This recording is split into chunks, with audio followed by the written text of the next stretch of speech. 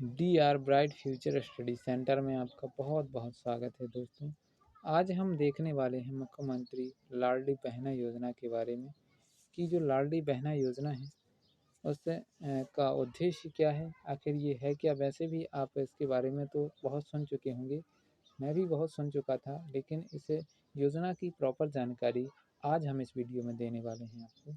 तो अंत तक इस वीडियो को ज़रूर देखिएगा, क्योंकि इसमें हम जो चीज़ें आपकी क्लियर करेंगे वो क्या क्या चीज़ें होंगी कि इसका पहला जो बिंदु रहेगा कि लाडली बहना योजना क्या है ना। आखिर इसका दूसरा टॉपिक रहेगा बिंदु, इसका उद्देश्य क्या है कि मतलब ये किस उद्देश्य से बनाई गई है योजना।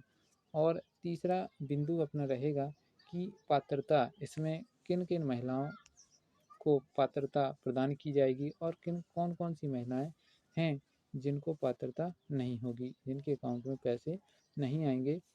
तो वे पात्रता के क्या नियम हैं जिसका अनुसरण करते हैं, यदि आवेदक महिला यदि उनका अनुसरण करती है तो उसके खाते में पैसे आएंगे, और जो आवेदक इन नियमों को फॉलो नहीं करता है उनके अकाउंट में पैसे नहीं आएंगे। तो वो क्या नियम हैं, ऐसे क्या शर्तें दी रखी गई हैं जिनका जो है अनुसरण करने पर ही अकाउंट में पैसे उस आवेदक के आएंगे, नहीं तो नहीं आएंगे।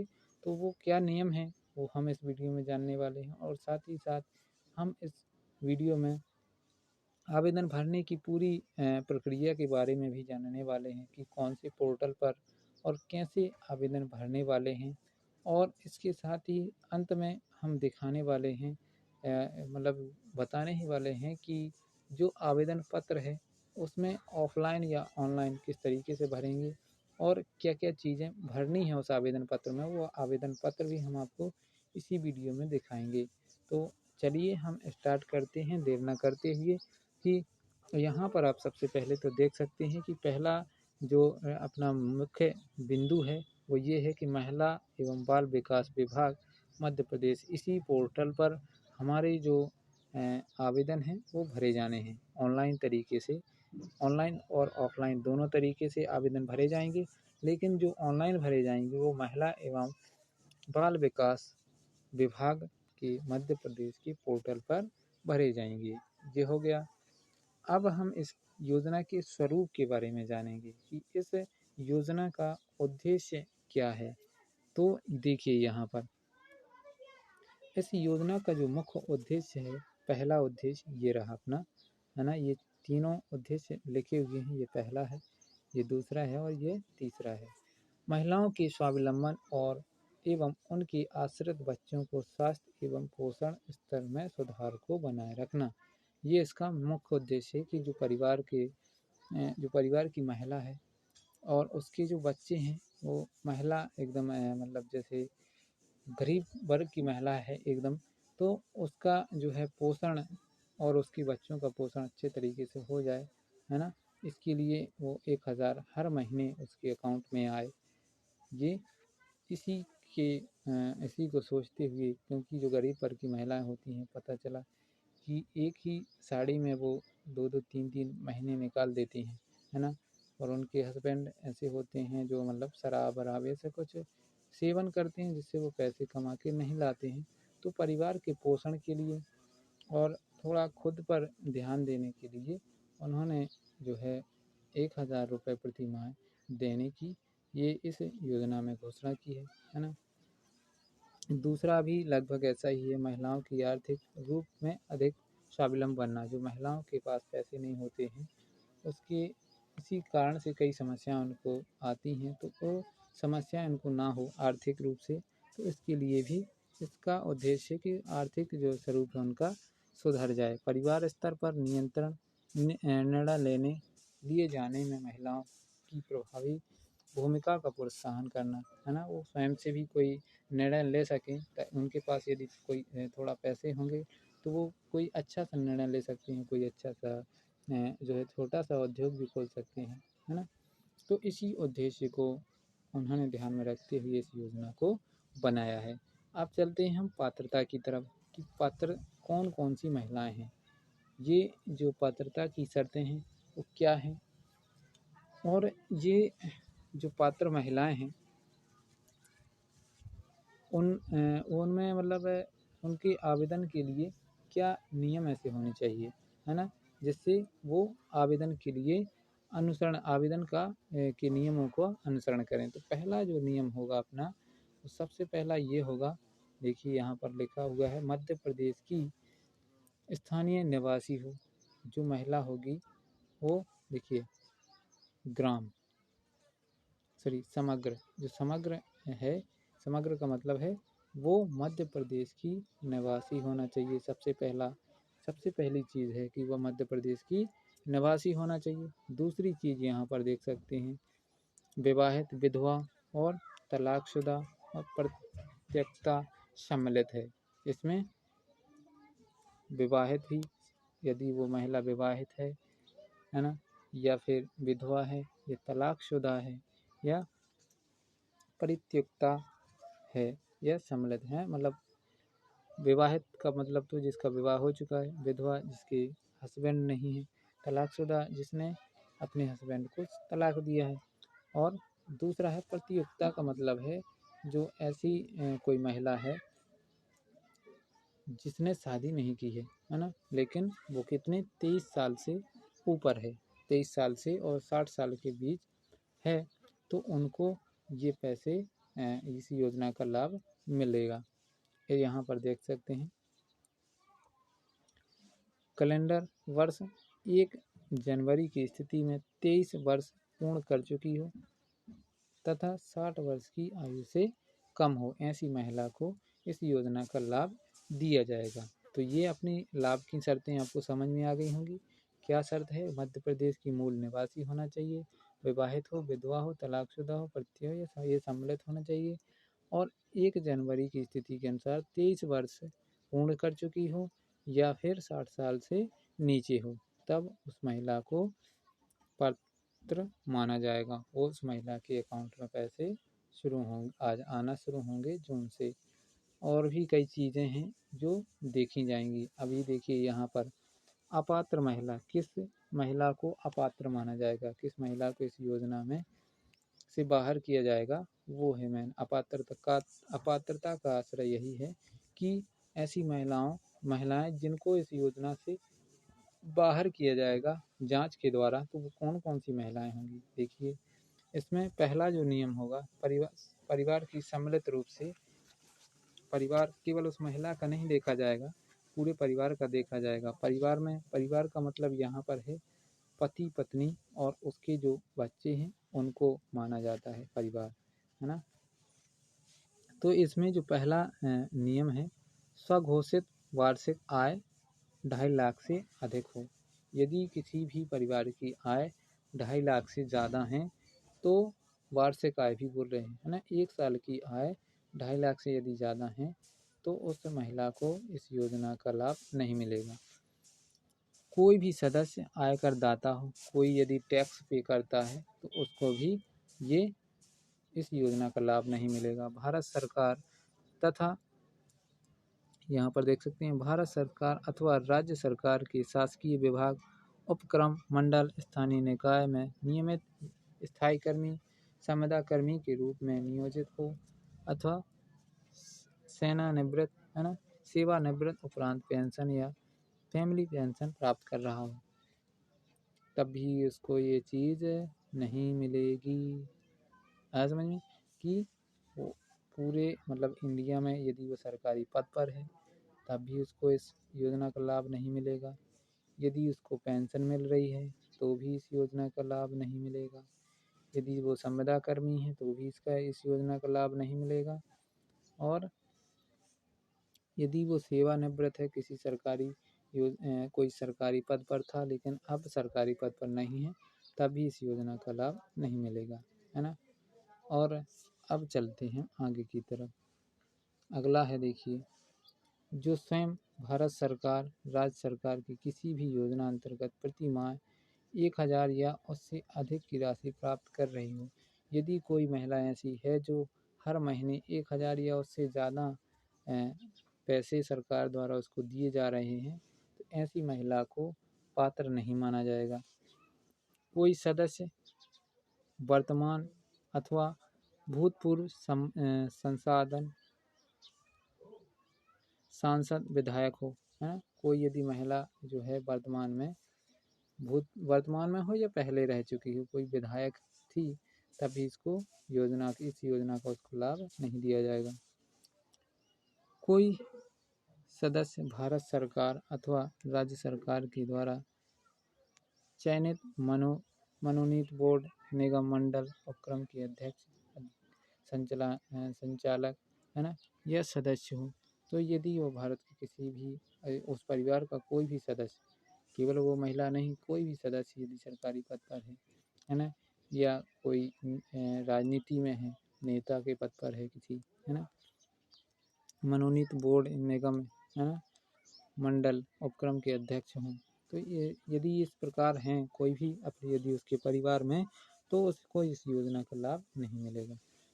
कोई सदस्य स्थानीय निकायों में निर्वाचित जनप्रतिनिधि, पंच एवं उप सरपंच को छोड़कर हो, है ना, यदि कोई जनप्रतिनिधि है, पंच मतलब सरपंच और उप सरपंच को छोड़कर संयुक्त रूप से कुल 5 एकड़ से अधिक कृषि भूमि हो, यदि किसी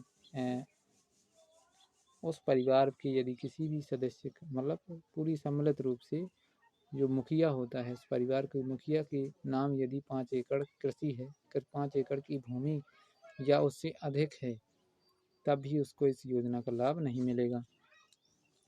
पंजीकृत 4 पहिया वाहन जैसे ट्रैक्टर सहित, है ना, ट्रैक्टर भी यदि उसके उस परिवार में है किसी के पास, तब भी उसको इस योजना का लाभ नहीं दिया जाएगा।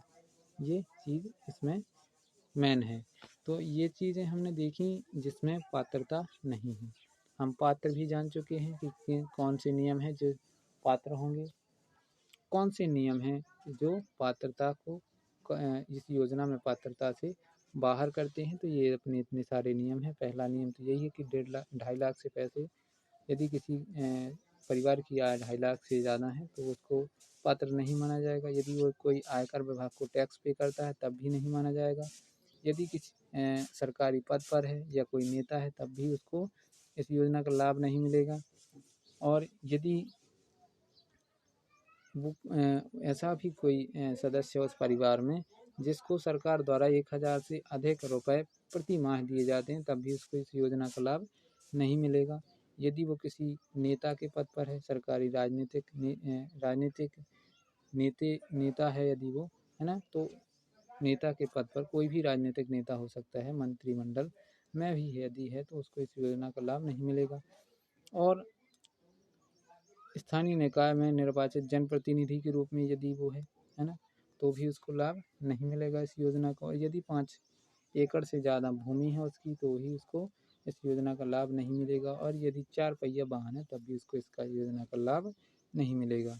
तो अब चलते हैं हम आगे की तरफ, आवेदन पत्र एवं पावती की तरफ, है ना। आवेदन पत्र और पावती हम नीचे देखेंगे लास्ट में। अभी ये देखते हैं कि हितग्राही को राशि का भुगतान किस प्रकार से किया जाएगा। तो यहाँ पर आप देख सकते हैं, पात्र हितग्राही को राशि का भुगतान उसके आधार लिंक डीबीटी एनवेल्ड बैंक खाते में किया जाएगा। इसका मतलब ये है कि जो जिस भी अकाउंट में उस महिला का खाता खुला हुआ है, यदि उस अकाउंट में आधार कार्ड नंबर लिंक है और समग्र आईडी से भी आधार कार्ड लिंक है, तो इस योजना के द्वारा उसके अकाउंट में डायरेक्ट पैसे पहुंच जाएंगे, चाहे कैनरा बैंक हो, स्टेट बैंक हो या कोई भी शाही बैंक हो, ऑफिशियल थोड़ा बैंक हो, है ना, और तो उसके अकाउंट में ये पैसे पहुंच जाएंगे। अब हम चलते हैं विभाग की उपेक्षा, है ना।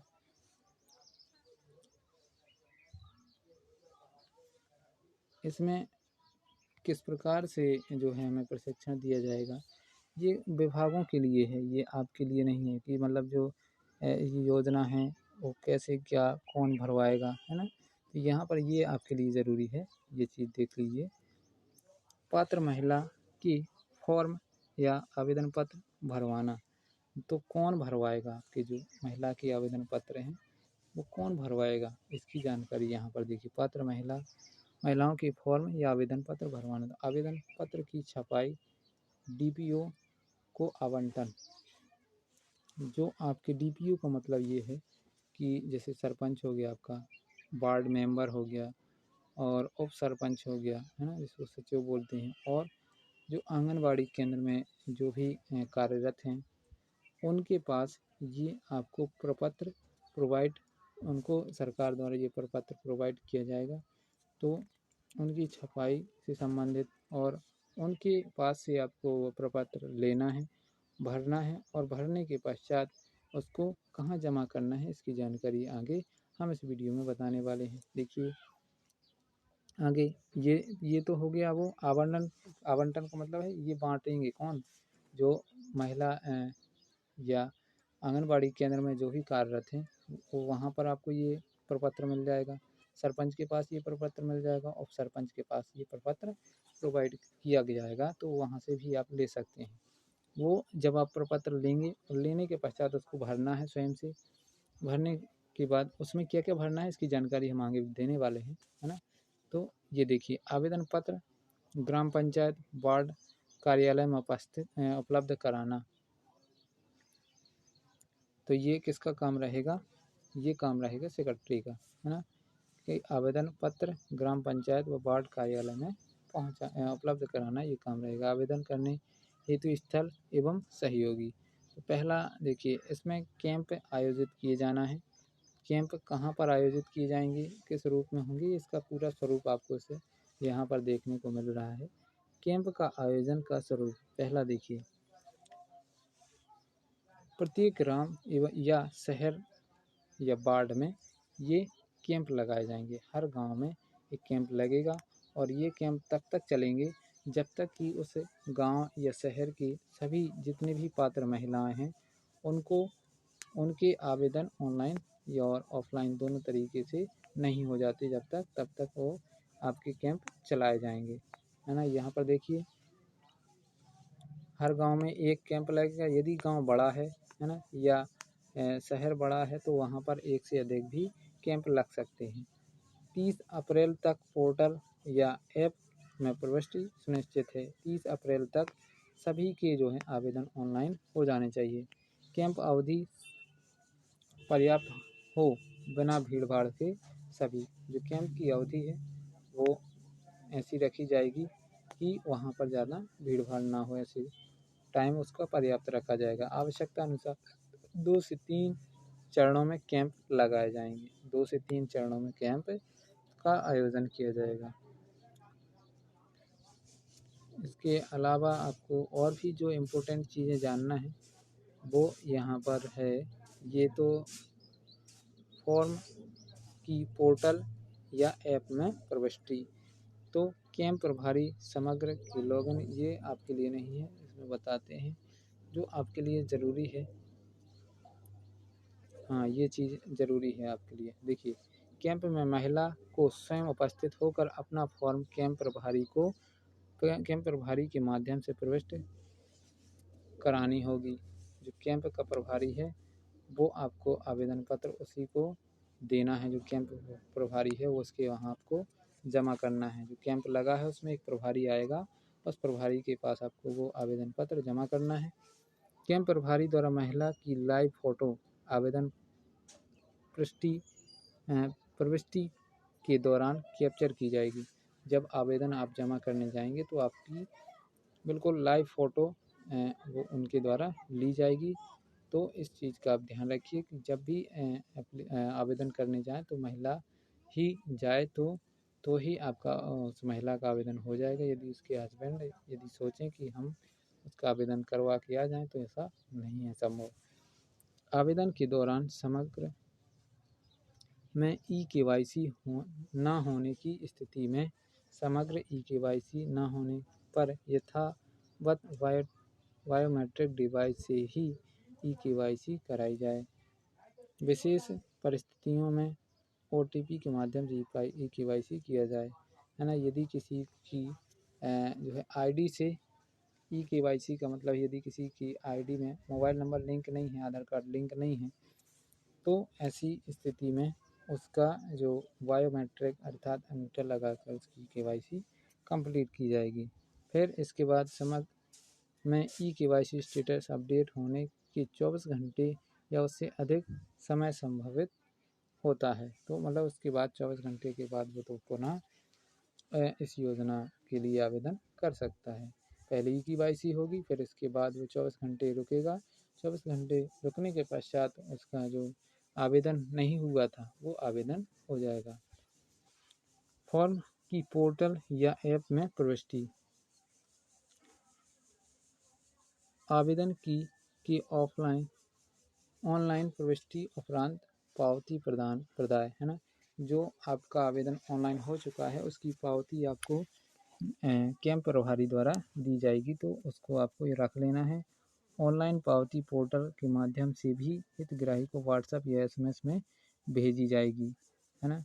इसमें ये चीज़ें ज़्यादा ज़रूरी हैं, ये याद रखिएगा। निम्न कारणों से उपस्थित महिला या आवेदक पोर्टल या ऐप में प्रविष्टि हेतु ग्राह्य निम्न किया जाएगा एवं मूलतः वापस किया जाएगा। यदि ये चीज़ें नहीं हैं तो उसको वापस कर दिया जाएगा। पात्र आयु में ना होने। यदि आपकी 23 से 60 के बीच आपकी आयु नहीं है तो आपको वहाँ से वापस कर दिया जाएगा। यदि आप अविवाहित हैं, यदि आपकी शादी नहीं हुई है और 23 से 60 के बीच में आप नहीं आते हैं, तब भी आपको वहाँ से वापस कर दिया जाएगा, क्योंकि आप पात्र ही नहीं हैं। समग्र में का मतलब समग्र में KYC ना होने पर, समग्र ID में यदि KYC नहीं है तब भी आपको 24 घंटे के लिए वेट करना होगा। यदि वो KYC कर देते हैं तो 24 घंटे रुकना है, नहीं तो आपको KYC कहीं ना कहीं से करवा के आपको चला जाना है वहाँ पर अगले दिन। राज्य स्तर पर 10 मास्टर ट्रेनर की ऑनलाइन प्रशिक्षण 3 मार्च को होगा, है ना। तो ये आपके लिए नहीं है, ये जो प्रशिक्षित व्यक्ति हैं उनके लिए है, जो मतलब जो कैंप प्रभारी है उनके लिए बताया गया है। कैंप के पूर्व हितग्राहियों को योजना के लाभ लेने हेतु निम्नानुसार तैयार किए जाएं। ये क्या क्या चीज़ें तैयार कर लेनी है। आधार कार्ड, जो आधार एनरोलमेंट है ना, आधार में जानकारी अद्यतन, समग्र में KYC होना चाहिए आपका। MP ऑनलाइन या CSC कियोस्क पर KYC निःशुल्क हो जाता है। समग्र एवं आधार में हितग्राही की जानकारी में मेल होना चाहिए। यदि जो समग्र ID है या आधार है उसमें मेल ID जरूर होनी चाहिए। मिलान नहीं होने पर जानकारी में के शीघ्र संशोधन के लिए हित ग्राम सचिव या वार्ड प्रभारी का सहयोग करेंगे। ये सभी आपके सहयोगी होंगे। समस्त पात्र महिलाओं के स्वयं के आधार से लिंक DBT इनेबल्ड है ना, इनेबल्ड बैंक खाता होना आवश्यक है। आपके जो खाता है उस खाते नंबर से भी आधार कार्ड लिंक होना चाहिए। इसका प्रचार प्रसार तो इसका बाकी चीज़ें तो आपको बता ही देंगे।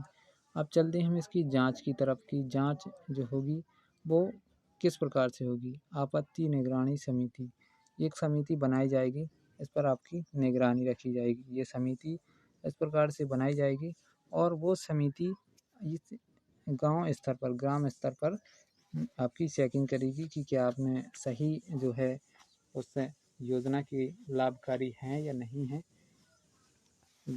ग्रामीण क्षेत्र की आपत्तियों के निराकरण हेतु मुख्य कार्यपाल अधिकारी जनपद पंचायत क्षेत्र का नायब तहसीलदार एवं बाल विकास योजना अधिकारी की समिति होगी। नगर परिषद एवं नगर पालिका स्तर पर भी इसकी जांच की जाएगी। फिर इसके बाद की जाएगी नगर निगम स्तर पर। फिर आपत्तियों की जांच एवं अंतिम सूची जारी किया जाना। आवेदन पर आपत्ति की जांच एवं निगरानी 15 दिन के अंदर ही आपकी हो जाएगी। यहाँ पर लिखा हुआ है 15 समिति द्वारा किया जाएगा। समिति केवल उन्हीं प्रकरणों पर विचार करेगी जिनमें आपत्ति प्राप्त हुई है ना। इसके अलावा और किसी जानकारी को नहीं देखेंगे वो। योजना की निगरानी एवं समीक्षा ये की जाएगी। इसके पश्चात आपको अंतिम में दिखा देते हैं कि जो आपका आवेदन पत्र है वो भरना है, वो आवेदन पत्र किस प्रकार से होगा, है ना, उसमें क्या क्या चीज़ें भरनी है। तो इसको देख सकते हैं आप, ये आवेदन पत्र है अपना, मुख्यमंत्री लाडली बहना योजना 2023 आवेदन हेतु आवश्यक जानकारी का पत्रक। इसमें सबसे पहले आपको यहाँ पर अपना, जैसे इन डिब्बों में आवेदक की समग्र आईडी भर देनी, हर एक डिब्बे में हर एक अंक भर देना है। फिर भरना है दूसरे नंबर पर आधार कार्ड इन डिब्बों में, आवेदिका का नाम, फिर आवेदिका की पति या पिता का नाम भर देना है यहाँ पर। यदि उनकी शादी हो चुकी है तो पति का नाम, और यदि शादी नहीं हुई है तो पिता का नाम भरना है यहाँ पर, है ना। फिर उनका भरना है जन्म दिनांक यहाँ, और फिर आवेदिका का पता, यहाँ पर आपको पता भरना पड़ेगा। ग्राम या शहर, जो भी ग्राम या शहर है उस ग्राम या शहर को भर देना है। जिला भरना है, यहाँ पर पिन कोड भर देना है। आवेदिका का मोबाइल नंबर, आवेदिका का मोबाइल नंबर यहाँ पर भर देना है। वर्ग किस वर्ग में आती है, सामान्य में आती है, अजा में आती है कि अजजा में आती है कि पिछड़ा वर्ग में आती है, जिसमें भी आती है वो भर देना है। 9वीं में है, क्या शासन से विधवा या निःशक्त इत्यादि पेंशन प्राप्त कर रहे हैं, यदि हाँ तो इस पर टिक करना है, यदि नहीं तो इस पर टिक कर देना है ना। दोनों में से किसी एक पर, जो भी आपका सही है उस पर टिक कर देना। विवाह की स्थिति, यदि आप विवाहित हैं तो विवाहित पर क्लिक कीजिए, और यदि अविवाहित हैं या विधवा हैं, है ना, या जिस प्रकार से भी हैं आप तो वहाँ पर कर सकते हैं।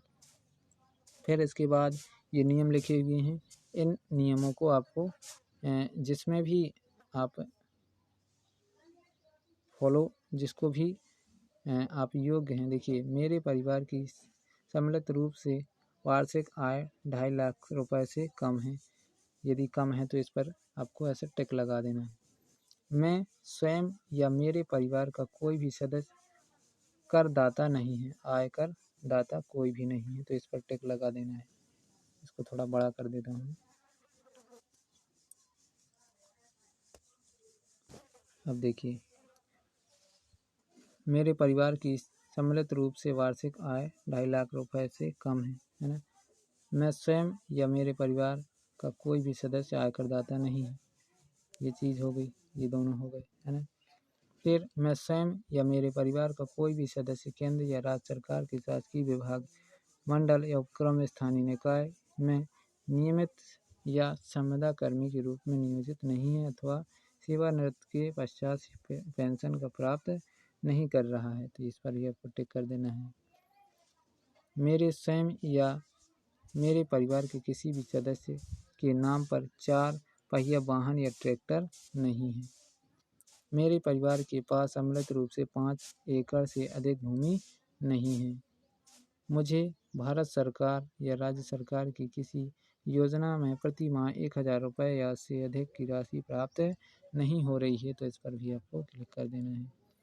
मैं स्वयं या मेरे परिवार में कोई सदस्य निर्वाचित एवं मनोनीत जनप्रतिनिधि पंचायत के वार्ड पंच या उप सरपंच को छोड़कर नहीं है, इस पर क्लिक कर देना है आपको। तो ये सभी क्या करना है, इन सभी को टिक कर देना है। इसके बाद यहाँ पर आवेदिका के हस्ताक्षर होने हैं, यहाँ पर आपको अपने सिग्नेचर कर देना है जो भी आवेदक है, और इसके पश्चात ये नीचे का जो पोर्शन है, ये आवेदक की ऑनलाइन प्रविष्टि फाइल, ये आपको जो है भर के दिया जाएगा। जो भी कैंप प्रभारी है वो भर के आपको पावती के रूप में आपको प्रदान कर देगा। तो ये था अपना जो है पूरा कंप्लीट वीडियो। यदि दोस्तों आपको पसंद आया हो तो वीडियो को लाइक कीजिए और चैनल को सब्सक्राइब करके बेल आइकन को ज़रूर दबा लीजिए। तब तक के लिए बहुत बहुत धन्यवाद दोस्तों। मिलते हैं एक अगले वीडियो में एक अगले फैक्ट के साथ। बहुत बहुत धन्यवाद।